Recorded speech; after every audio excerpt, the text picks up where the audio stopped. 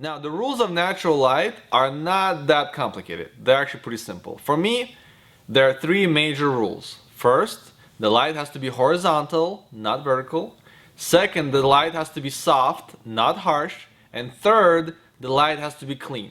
So let's look at each of these separately. What happens on a cloudy day? Well, the light is gonna be soft because of the clouds. There's no direct sunlight. It's gonna be probably clean because the soft light doesn't reflect off of grass and trees as well. I mean, there might be slight reflections, but not really. So I'll just say it's clean. But where does it come from? Is it horizontal or is it vertical? Well, actually, it's vertical. It doesn't matter time of day. The clouds are always above us. And no matter where the sun is, the light will still come from above. So you'll have still dark shadows. All right, now we're going to talk about how to shoot on a cloudy day. Right now we're at Discovery Park again on a cloudy Seattle day, very typical. And here's a little analysis. This is what happens on a cloudy day. So because there are clouds everywhere, the sun is filtered and basically it is never harsh. And since it's never harsh, it rarely reflects off of grass and trees and buildings. So it's mostly clean light. So the two things that are going well for us, it's soft and it's clean. But the third part about the direction of light is problematic because it doesn't matter what time of the day it is. Like right now it's noon, right? But even if it was say 5 or 6 o'clock, since the clouds are mostly above us, it doesn't matter where the sun is, the light will always be vertical. So it'll always come from above.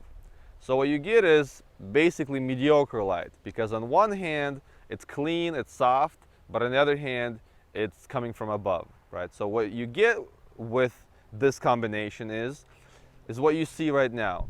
If I put my chin down at least like just a little bit, you'll see that I'll have dark circles underneath my eyes. They're not very dark, but there's a little shadow, which is problematic because when you start editing and you increase contrast, then everything is exaggerated and something that was a little dark becomes a lot more dark.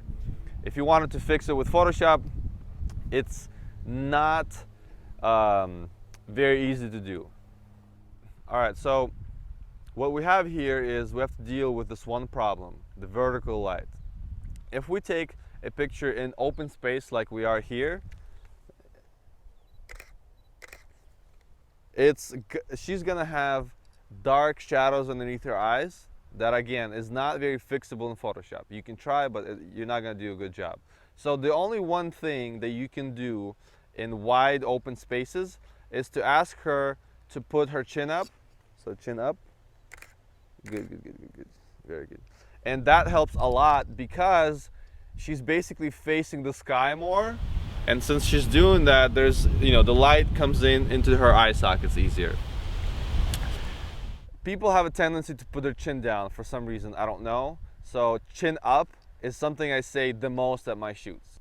I try not to shoot on cloudy days at all, but if I have to, I don't shoot in wide open spaces because if everybody has their chin up like this all the time, it doesn't look that great. So I'll show you what else you can do on cloudy days.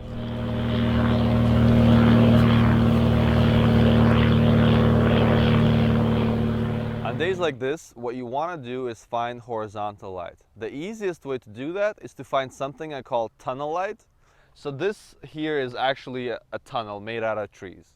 What makes something a tunnel or gives a tunnel light is that there's something from above that covers the couple or the model, but there's still an opening from a side that lets in horizontal light. The next thing you want to think about is where do you place your couple or model?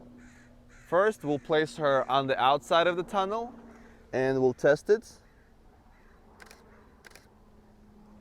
And what you get here is shadows underneath the eyes because the light from above is not blocked because she's standing on the outside of on the edge of the tunnel.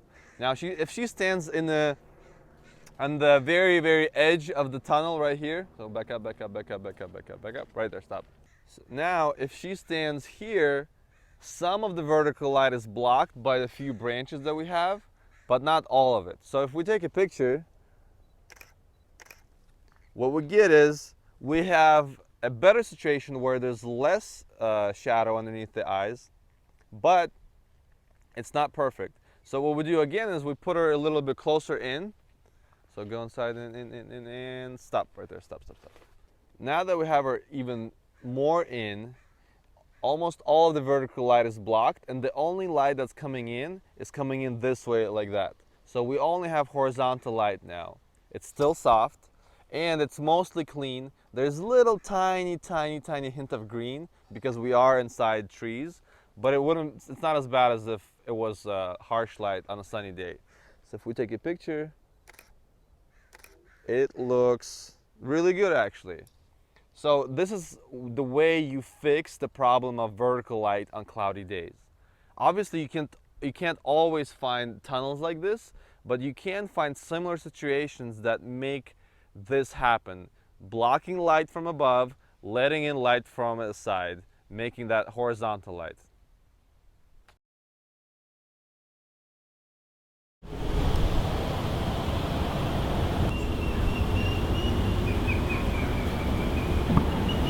So here's a very good spot.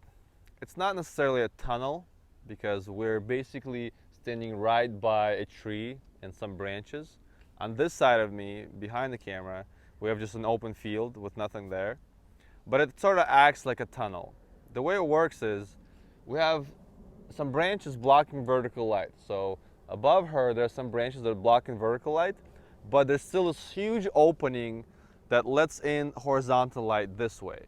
And again, what that does is it takes away the shadows underneath the eyes because the light, instead of coming this way, it comes in this way. It fills in the eye sockets. So if I take a picture, chin up a bit, and that actually looks really good, and I really like it. What's good about this spot, which is even better than the spot we shot 2 seconds ago, is that since we're not in this closed tunnel where there's like a lot of leaves and trees, we literally have no green tint at all, whereas before we had a little bit of that green. You can find these spots everywhere in a typical park, and on a cloudy day, this is where you want to shoot. Now, obviously, you don't have to be in a park to find these spots. You can be in a city. If you're by some store that has some sort of roof or a doorway or something like that, the same very thing will happen. You want to block vertical light and you want to allow horizontal light. Another thing I wanted to show you quickly is the difference a few feet makes. So the shot we took a few seconds ago was over there in that little corner. Now we're out about 15 feet in open space, in an open field, and now we don't have that tunnel light. Instead, we have the typical vertical light coming from above.